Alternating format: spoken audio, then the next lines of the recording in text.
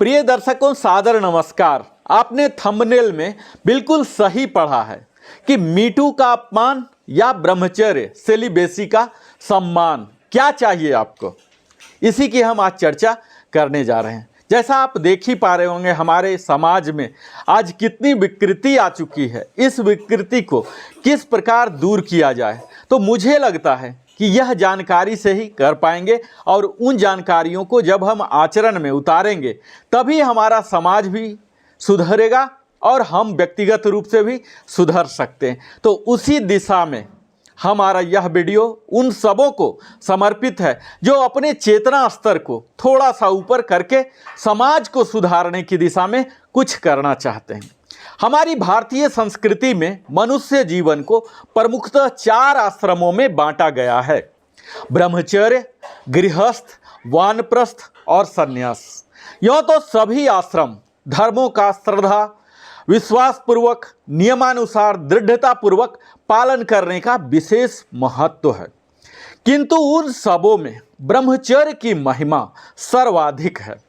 ब्रह्मचर्य के पालन से बल, बुद्धि, तेज एवं आयु की वृद्धि, आरोग्य की प्राप्ति, परलोक में सुख शांति और परमात्मा की प्राप्ति तक संभव है।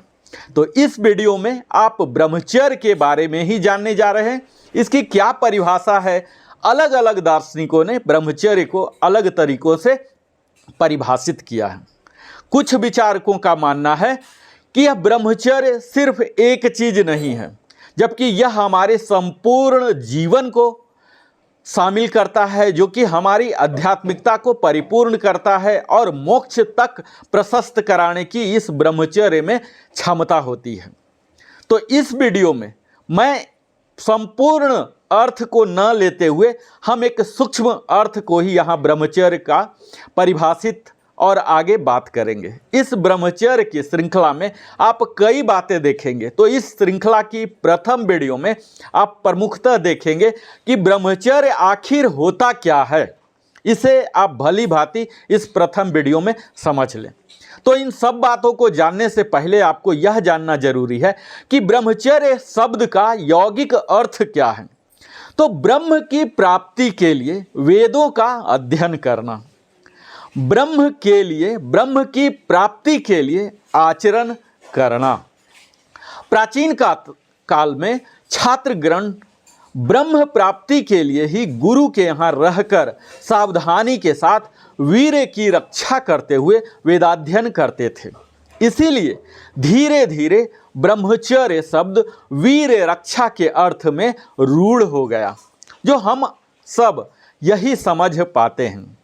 आज हमें इसी वीर्य रक्षा के संबंध में कुछ विचार करना है, इसकी व्याख्या करना है। तो इस वीडियो में हम इसी सूक्ष्म विचार पर ही अपने कंटेंट को सीमित रखेंगे। तो वीर्य रक्षा ही जीवन है और वीर्य का नाश ही मृत्यु है। तो यह इस वीडियो का आप टैगलाइन समझ लीजिए, और इसी के इर्द गिर्द हम आगे की यात्रा वीडियो में करने जा रहे हैं। वीर्य की रक्षा से प्राचीन काल के लोग दीर्घजीवी, निरोग, हष्टपुष्ट, बलवान, बुद्धिवान, तेजस्वी, शूरवीर और दृढ़ संकल्प होते थे। वीर रक्षा के कारण ही वे शांत, आतप, वर्षा आदि को सहकर नाना प्रकार के तप करने में समर्थ होते थे। ब्रह्मचर्य के बल से ही वे प्राण वायु को रोककर शरीर और मन की शुद्धि के द्वारा नाना प्रकार के योग साधनों में सफलता प्राप्त करते थे।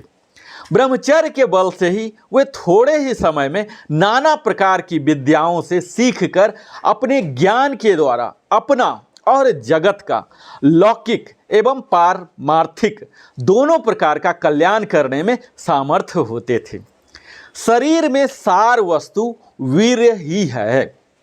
इसी के नाश से आज हमारा देश या विश्व कह लीजिए किस तरह से रसातल की ओर अग्रसर है। ब्रह्मचर्य के नाश के कारण ही आज हम लोग नाना प्रकार की बीमारियों के शिकार हो रहे हैं। थोड़ी ही अवस्था में काल के गाल में समा जा रहे हैं।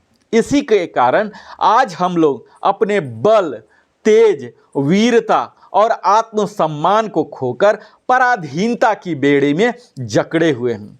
और जो हमारा देश किसी समय विश्व का सिरमौर और सभ्यता का उद्गम स्थान बना हुआ था, वही आज दूसरों के लिए लाक्षित और पददलित धीरे धीरे हो रहा है। इन सब का मुकाबला करने के लिए हमें यह जरूरी है कि ब्रह्मचर्य शब्द को समझें बेहतर से और इसको यथासंभव यथा सामर्थ्य अपने जीवन में आचरण में उतारें। विद्या, बुद्धि, बल, वीर्य, कला, कौशल सब में आज हम आगे हो सकते हैं इस ब्रह्मचर्य का पालन करके। वीर्य के नाश से शरीर, बल, तेज, बुद्धि, धन, मान, लोक, परलोक सब की हानि होती है। परमात्मा की प्राप्ति तो वीर्य की रक्षा न करने वाले को कोसों दूर ले जाती है। ब्रह्मचर्य के बिना कोई भी कार्य सिद्ध नहीं होता है। रोग के मुक्त होने के लिए, स्वास्थ्य लाभ के लिए, बल बुद्धि के विकास के लिए, विद्या अभ्यास के लिए, योगाभ्यास के लिए तो ब्रह्मचर्य की बड़ी भारी आवश्यकता है ही। इसके साथ ही उत्तम संतान की प्राप्ति, स्वर्ग की प्राप्ति, सिद्धियों की प्राप्ति, अंतःकरण की शुद्धि तथा परमात्मा की प्राप्ति ब्रह्मचर्य से ही सब कुछ संभव है और ब्रह्मचर्य के बिना कुछ भी नहीं हो सकता है। यहाँ तक आप जब शास्त्रों का अध्ययन करेंगे तो 64 योगों में सांख्य योग, ज्ञान योग, भक्ति योग, राजयोग, हठ योग और सभी साधनों में ब्रह्मचर्य की आवश्यकता का वर्णन मिलता है। अतः लोक परलोक में अपना हित चाहने वाले को बड़ी सावधानी और तत्परता के साथ वीर्य रक्षा के लिए चेष्टा करनी चाहिए। सब प्रकार के मैथुन का त्याग का नाम ही ब्रह्मचर्य है। मैंने पहले ही वीडियो में बता दिया कि ब्रह्मचर्य का बहुत बड़ा अर्थ है। अलग अलग विचारकों ने, अलग अलग दार्शनिकों ने इसे अलग अलग परिभाषित किया है। मैं इसी सूक्ष्म बिंदु को लेकर चल रहा हूं, जहां की वीर्य त्याग से संबंधित जो ब्रह्मचर्य का अर्थ होता है उसे हम यहां आगे बढ़ाएंगे। तो यहाँ शास्त्रों में जब आप अध्ययन करेंगे तो आपको पता लगेगा कि मैथुन के 8 प्रकार का वर्णन मिला है, जिसमें पहला मैथुन है स्मरण, यानी कि किसी सुंदर स्त्री के रूप, लावण्य अथवा हाव भाव, कटाक्ष और श्रृंगार का स्मरण करना, कुत्सित पुरुषों की कुत्सित क्रियाओं का स्मरण करना, अपने द्वारा पूर्व में घटी हुई मैथुन आदि क्रिया का स्मरण करना, भविष्य में किसी स्त्री के साथ मैथुन करने का संकल्प अथवा भावना करना, माला, चंदन, इत्र, फुलेल, लवेंडर आदि कामोद्दीपक एवं श्रृंगार के पदार्थों का स्मरण करना, पूर्व में देखे हुए किसी सुंदर स्त्री अथवा बालक के चित्र का अथवा अश्लील चित्र का स्मरण करना, ये सभी मानसिक मैथुन के अंतर्गत हैं। इनसे वीर्य का प्रत्यक्ष अथवा अप्रत्यक्ष रूप से नाश होता है और मन पर तो बुरा प्रभाव पड़ता ही है। मन खराब होने से आगे चलकर वैसी क्रिया भी घट सकती है।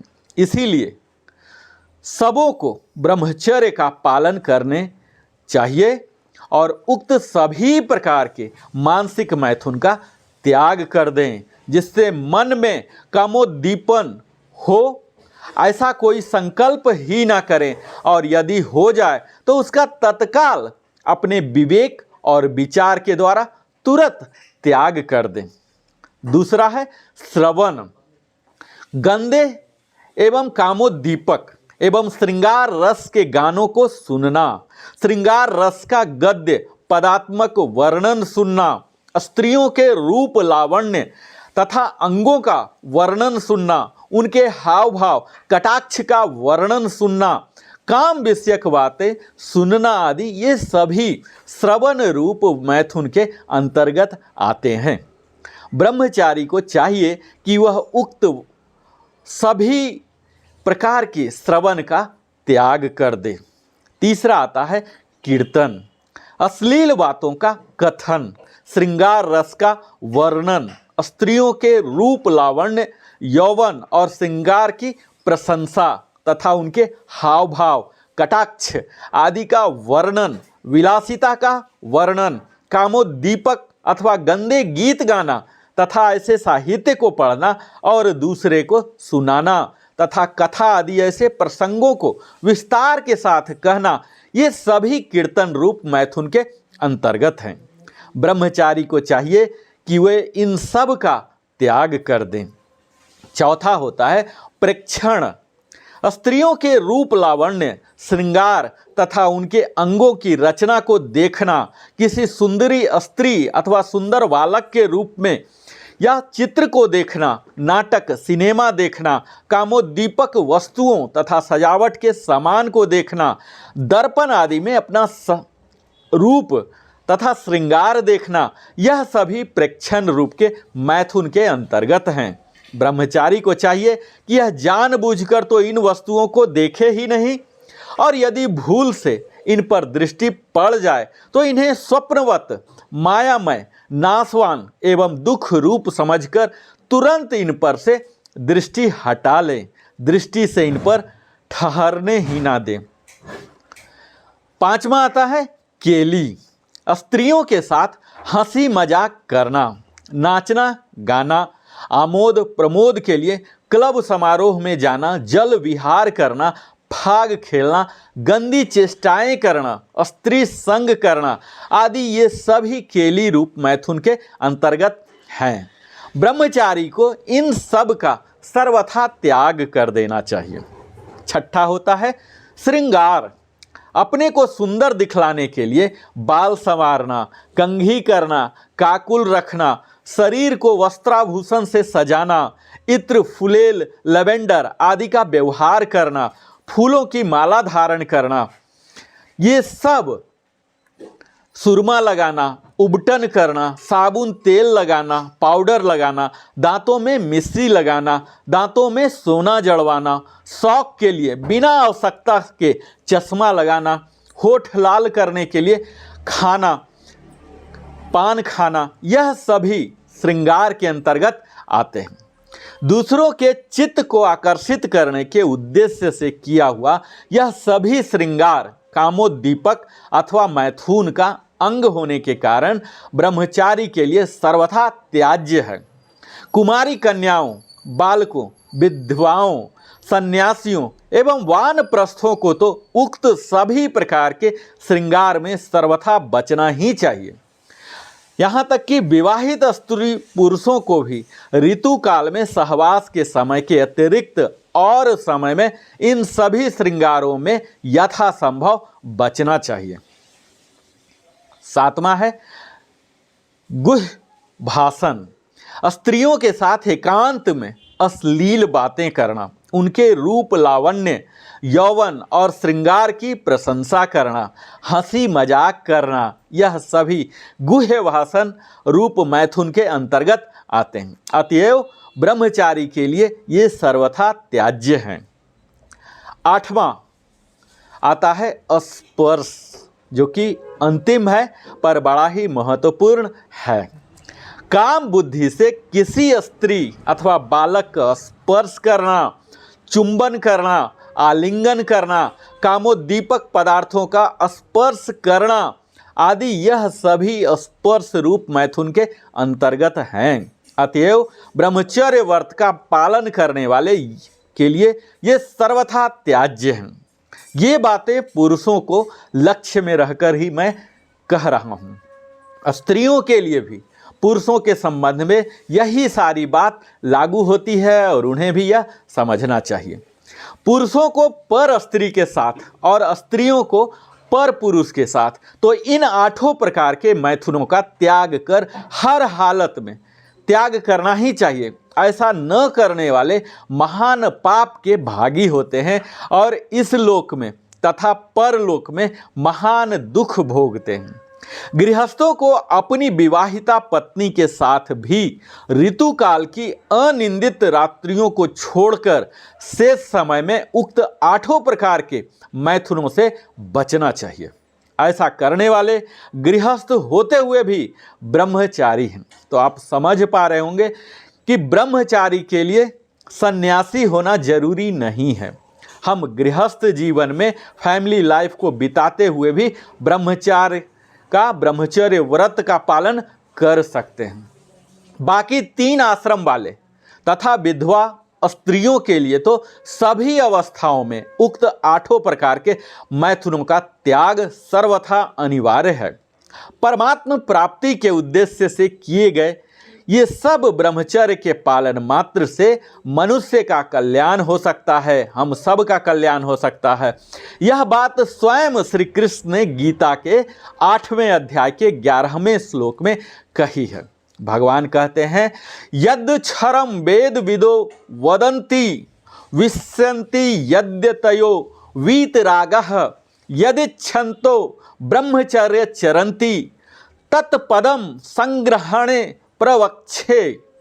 वेद के जानने वाले विद्वान जिस सच्चिदानंदन रूप परम पद को अविनाशी कहते हैं, आसक्ति रहित यत्नशील सन्यासी महात्मा जन जिसमें प्रवेश करते हैं, जिस परम पद को चाहने वाले ब्रह्मचारी लोग ब्रह्मचर्य का आचरण करते हैं, उस परम पद को मैं तेरे लिए संक्षेप में कहूँगा। कठोपनिषद में भी इस श्लोक से मिलता जुलता ही मंत्र आया है। सर्वे वेदा यत पद मानन्ति तपासी सर्वाणि च यद वदन्ति यदिच्छन्तो ब्रह्मचर्य चरन्ति तते पद संग्रहेण ब्रवीमयोत मित्येत। ब्रह्मचर्य सारे वेद जिस पद का वर्णन करते हैं, समस्त तपों को जिसकी प्राप्ति का साधन बतलाते हैं तथा जिसकी इच्छा रखने वाले ब्रह्मचारी ब्रह्मचर्य का पालन करते हैं, उस पद को हम सब आपको बताते हैं। ओम यही वह पद है। उक्त दोनों ही मंत्र में आपने देखा कि परम पद की इच्छा से ब्रह्मचर्य के पालन की बात आई है। इससे यह स्पष्ट यहाँ हो जा रहा कि परमात्मा की प्राप्ति के उद्देश्य से किए गए ब्रह्मचर्य के पालन मात्र से मनुष्य का कल्याण हो सकता है। क्षत्रिय कुल चूड़ामणि वीरवर भीष्म की जो इतनी महिमा है, वह इतने अखंड ब्रह्मचर्य व्रत को लेकर ही है। इसी के कारण उनका भीष्म नाम पड़ा और इसी के प्रताप से उन्हें अपने पिता शांतनु से इच्छा मृत्यु का वरदान मिला, जिसके कारण वे संसार में अजेय हो गए। यही कारण था कि वे सहस्त्रबाहु जैसे अप्रतिम योद्धा की भुजाओं को छेदन करने वाले तथा 21 बार पृथ्वी को निःक्षत्रिय कर देने वाले महाप्रतापी परशुराम से भी नहीं हारे। इतना ही नहीं, परात्पर भगवान श्री कृष्ण को भी इनके कारण महाभारत युद्ध में शस्त्र ग्रहण करना पड़ा था। उनकी यह सब महिमा ब्रह्मचर्य के कारण ही थी। वे भगवान के अनन्य भक्त, आदर्श पितृभक्त तथा महान ज्ञानी एवं शास्त्रों के ज्ञाता भी थे, परंतु उनकी महिमा का प्रधान कारण उनका आदर्श ब्रह्मचर्य ही था। इसी के कारण वे अपने अस्त्र विद्या के गुरु भगवान परशुराम के कोपभाजन हुए, परंतु विवाह न करने का अपना हठ नहीं छोड़ा। धन्य ब्रह्मचर्य भक्त श्रेष्ठ हनुमान, सनकादि मुनीश्वर, महामुनि सुखदेव तथा बाल खिल्यादि ऋषि भी अपने ब्रह्मचर्य के लिए प्रसिद्ध हैं। तो यहाँ आपने देखा कि किस प्रकार हम अपने गृहस्थ जीवन में भी इन 8 प्रकार की मैथुन को यथासंभव, यथा सामर्थ्य, जहाँ तक हो सके इसके लिए आप संकल्पित कीजिए और अपने दिनचर्या में, रोजमर्रा के जीवन में जितना संभव हो सके, जितने पॉइंट्स को ही आप कंप्लायंस कर सकें, कंप्लायंस करने का प्रयास अवश्य करें।